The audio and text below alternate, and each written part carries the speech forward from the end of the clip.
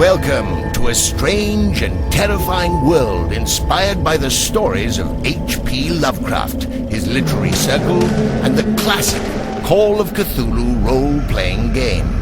Welcome to Arkham Horror, a horror-themed cooperative board game by Fantasy Flight Games set in H.P. Lovecraft's Cthulhu mythos. It's 1926 in the fictional town of Arkham, Massachusetts. In the game you play investigators who have learned the terrible truth that an ancient and destructive alien being is attempting to enter our world. If such a breach were allowed to occur, it would spell certain doom for the residents of Arkham and most probably the rest of humanity. Gates to bizarre alien worlds are opening across town, spewing forth terrifying creatures beyond human comprehension. With each new gate, the veil between our world and that of the stirring alien god grows thinner. If these horrific forces are left unchecked, the Ancient One will soon awaken and destroy everything in its path. Arkham Horror is a cooperative board game for 1 to 8 players. Unlike many traditional board games, the players in Arkham Horror are not competing with one another for victory. Instead, the players form a team, working together against the threats that the game throws at them. In Arkham Horror, either the players are able to defeat the powerful Ancient One and therefore win the game, or they fail to halt the approaching evil, in which case they lose. The players win or lose as a team, so it's vital for them to strategize and coordinate their efforts if they hope to achieve victory. Arkham Horror is a fairly complex game with a large board and a plethora of tokens, cards, and other components. As such, you will need a large table or other flat surface to accommodate play. It's also a lengthy game and one that is best served by a group prepared to dedicate the time and attention needed to get the most out of the experience.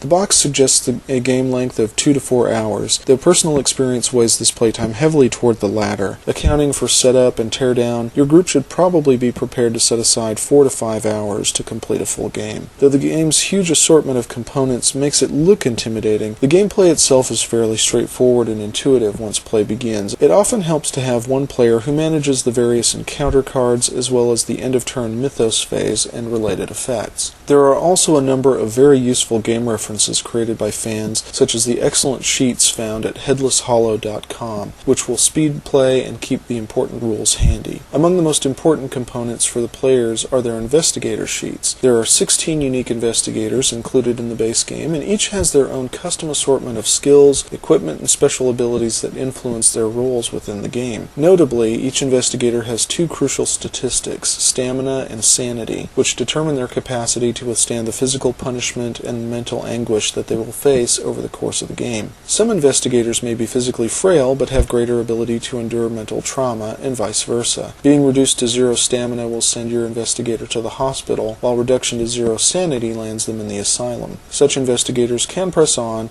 and aren't removed from the game, though there are a few ways in which investigators can be permanently killed. Their unique combination of talents means that each investigator plays slightly differently, and can assist the player team in different ways. Their special abilities make them even more distinct. The Doctor, for example, can help other investigators recover lost stamina, while the Dilettante collects extra money each turn from her trust fund. Investigators also possess 3 groups of paired skills. Move and Sneak form the first group, Fight and Will the second. Finally, Lore and Luck form the third pairing. These skills are rated by a number, typically from 0 to 6, with higher numbers being better. Move influences the number of spaces your investigator can travel during your turn. Sneak is used to slip past monsters if you do not wish to fight them. Fight is the skill used to combat Mythos creatures and can be used to close gates, and is often assisted by any weapons your investigator might possess. Will is typically used to resist the loss of sanity to sources of fear and terror. Lore is the skill used to research arcane tomes, cast spells, and can also be used to close gates. Luck is most often called for during the various encounters your investigator will have in Arkham and the other worlds. Each linked pair has a balancing mechanism. Raising one skill will reduce the other. The more you increase your investigator's move, for example, the further you lower their sneak. Players can make adjustments to their investigator's skills at the beginning of each turn, so it's a good idea to plan ahead and determine which skills will be the most important in the future. Skill checks are rolled on a relevant number of dice. The object is to roll 1 or more successes when making a skill test. Each die that comes up 5 or 6 is 1 success. Your investigator may find themselves blessed or cursed during the course of the game, which can make rolling successes more or less difficult. In Arkham Horror, players take turns proceeding through a series of phases that make up each turn. The player phases are Upkeep,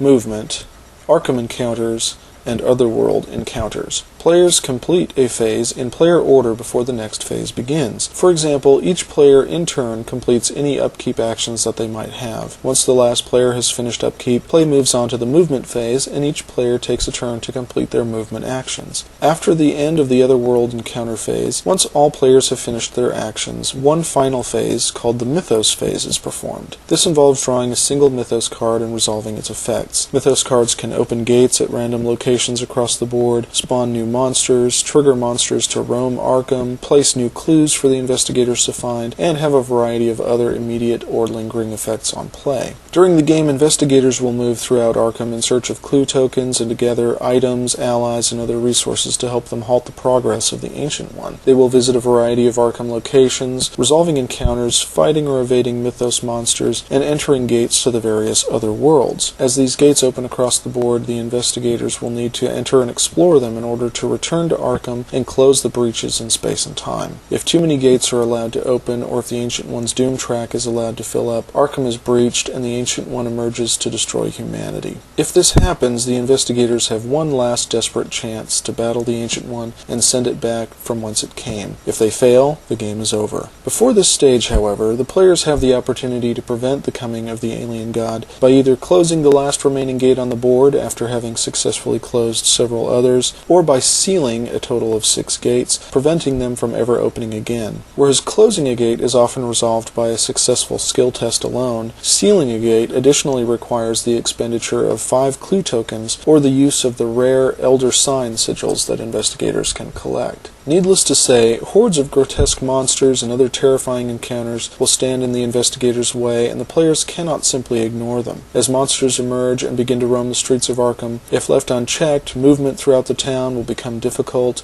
and the terror level will begin to rise, chasing off valuable allies and closing useful shops. If they are to close and seal the troublesome gates, the investigators must journey into the other worlds beyond, endure their challenges, and return to Arkham to attempt to force the gates shut. Easier said than done, especially for some of the more formidable worlds such as the Abyss and Rillier. Arkham Horror can be a challenging game, but it's this challenge that gives it such strong appeal. Throughout most of the game, the players will feel like they are struggling to keep up, with gates constantly opening, threatening monsters blocking your path, unnatural weather besetting the town, and your investigators' stamina and sanity teetering on the edge.